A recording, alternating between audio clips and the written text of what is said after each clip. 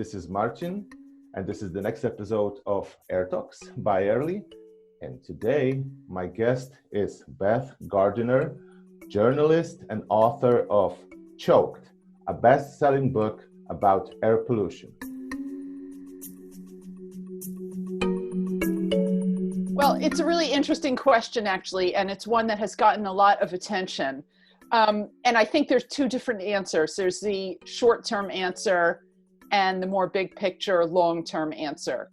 The short-term results impact has gotten a lot of attention. And I think you've probably seen a lot of headlines, and I personally have heard a lot of people talking in many different cities about how much cleaner the air has been during lockdowns. For example, in London, where I live, we had big drops in levels of nitrogen dioxide, which is the pollutant, as you know, that comes from diesel.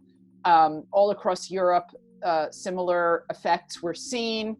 In China, where a lot of industrial production was shut down for many weeks, there were tremendous drops in air pollution. That was because they were burning so much less coal than before. But to tell you the truth, I really think that is very deceptive to focus on, because it doesn't mean very much. We know that air pollution comes from burning fossil fuels, whether we're burning them in our cars or our factories, or as in Poland where you are, all that coal being burned in power plants and in furnaces and stoves at home. So it's very logical that when you stop burning those things, you will have less pollution. So it didn't surprise me that when everyone was staying at home, all the factories were closed, there was much less air pollution. And the bigger question is, what happens when these lockdowns end, as they are now starting to do, and everyone gets back in their cars and goes back to work? Because a shutdown where everyone is forced to stay home, there's a terrible illness circulating in the world. We all know this is not a good way to reduce air pollution, to reduce carbon emissions. It's obvious, right? So we need to think about finding more sustainable and better ways to stop burning fossil fuels. But what we are seeing now, as economies open up, China already has returned to and even exceeded their pre-COVID levels of air pollution. Carbon emissions are back everywhere. In London, where I am, the traffic is coming back, the pollution is coming back. We're right where we started. And in fact, in the bigger picture, I think that we are at high risk of a dirty recovery with more air pollution and higher carbon than ever, partly for sort of understandable epidemiological reasons. You know, people are not going to want to get back on public transportation for a while because of the virus. So, you know, I think we're very likely to see more cars on the roads, more traffic. A lot of cities are expanding bike lanes and all of that, which is great, but I think there's a big question whether it's going to be enough. And at the same time, I think we've seen a lot of big polluting industries trying to take advantage of this pandemic to get special favors and bailouts from governments, to get regulations eased. We've seen that a lot in the United States. And, you know, they're asking for the ability to continue with their current business model of pollution and carbon for a longer period of time. And they're asking to be able to pollute more through eased regulations, whether it's in Poland or in other parts of Europe or in the States. So, you know, as I said, two different answers there, short term and long term, and we're moving now into the longer term. Yeah, very much so. And I think we are now starting to see some science to back that up. There was a big study from Harvard last month showing that even a 1 microgram per cubic meter, which is a very small increment of air pollution, even increasing by that much, added to the death rate of COVID by 15%. So this is really the logical result of everything that we know about COVID and everything that we know about air pollution.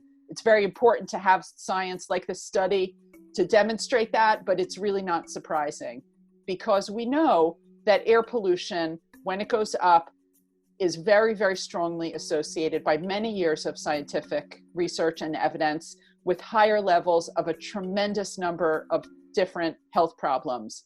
When air pollution is higher, you have more heart attacks, you have more strokes, more cancer, more diabetes, more dementia.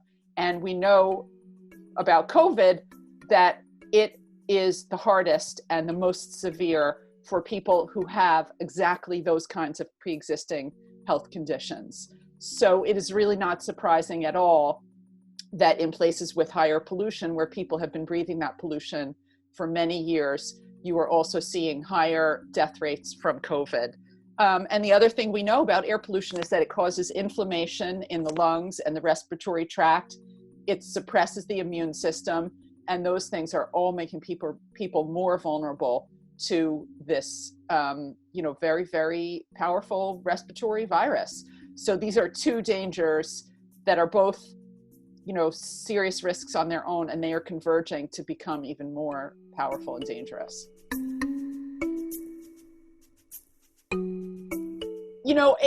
There are two elements to that. I spent a lot of time in my book looking at the history of the Clean Air Act in the United States, which has been very successful over the past 50 years in slowly, gradually, steadily improving air quality. And it is through very basic and very boring, but very important measures involving effective science-based regulation and good enforcement of that regulation. So, we've seen the government over many years requiring car companies, requiring power plants to put better equipment and to design their engines and their machinery better so that they pollute less. And that has brought tremendous improvement. We have seen big failures in enforcement in Europe, where there's a lot of nice rules written on paper, but we've seen car companies like Volkswagen get away with cheating, violating those rules for many years. So you need science-based regulation and effective enforcement. And then the next step, as we look forward, if we want really clean air, we need to get off of fossil fuels altogether. We know that that's something that we need to do anyway to address the climate crisis, to stop burning coal, oil, gas. These fuels are destroying our planet and our future, and they're also really harming people's health and killing people right now. So, the next step forward in terms of clean air comes from cleaner technologies, better sources of energy like wind and solar. It comes from better forms of transportation, not only a switch away from fossil fuel and towards electric cars, but also fewer cars, less driving. We need to think about taking back our cities from cars, having better public transport, making cycling easier, all those kinds of things. So that's the next step when you look forward. Thank you very much for the interview.